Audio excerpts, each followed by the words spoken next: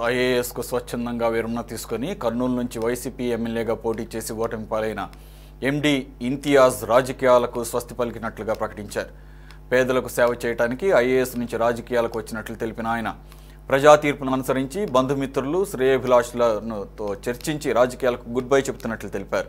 తాను కేవలం రాజకీయాలకు మాత్రమే దూరంగా వెళ్తున్నానని ఇకపై ఎన్జీఓస్ సంఘాలతో పని చేయబోతున్నట్లు ఇంతియాజ్ వెల్లడించారు.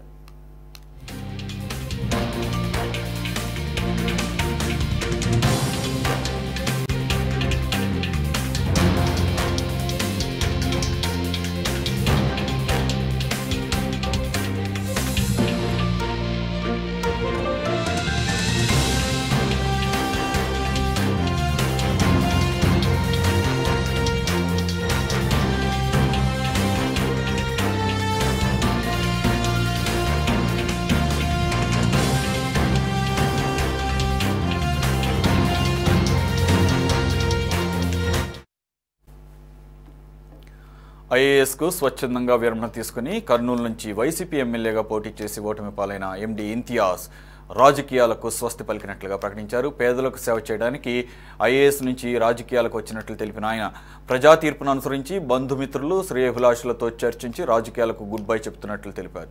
తాను కేవలం రాజకీయాలకు మాత్రమే దూరంగా వెళ్తున్నానని ఇకపై ఎన్జీఓలతో పని చేయబోతున్నట్లుగా ఎండీ ఇంతియాజ్ వెల్లడించారు.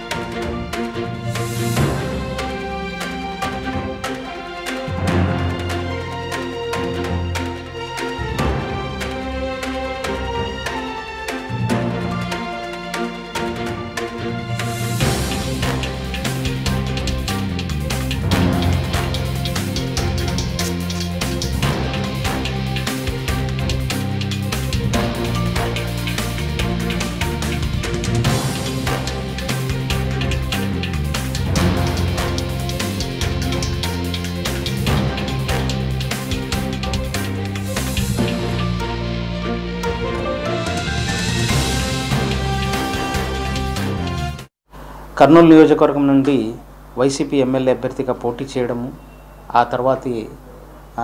తర్వాత ఎన్నికల ఫలితాలు మీ అందరికీ తెలిసిందే.